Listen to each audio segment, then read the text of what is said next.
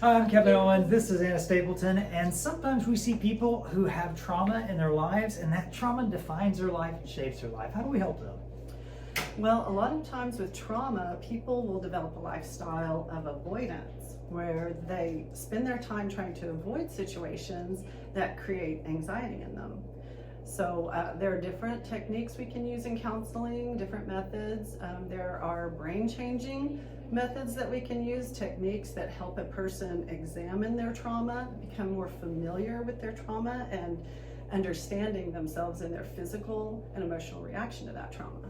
If you want to not feel something that sucked, that makes sense. We don't want to feel those things, but the fact is oftentimes we do. So avoiding them or pretending like they didn't happen or denying the fact that they're changing the way that we make decisions isn't helping you. So facing that trauma is one big part of it. Another big part of it would be in deciding what the trauma means about who you are.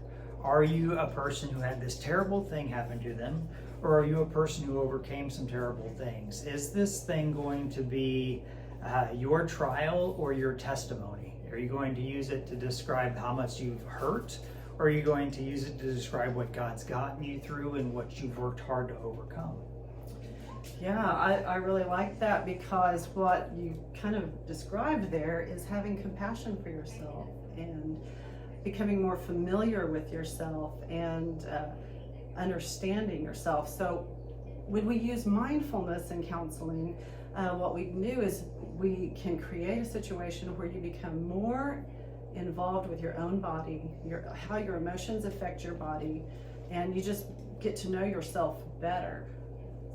There's a lot that goes into trauma. If you need some help processing some of that, or some directions and things that might work for you. Not everybody's the same, so maybe going out into the mountains and becoming one with nature worked for somebody that you know, but it didn't work for you.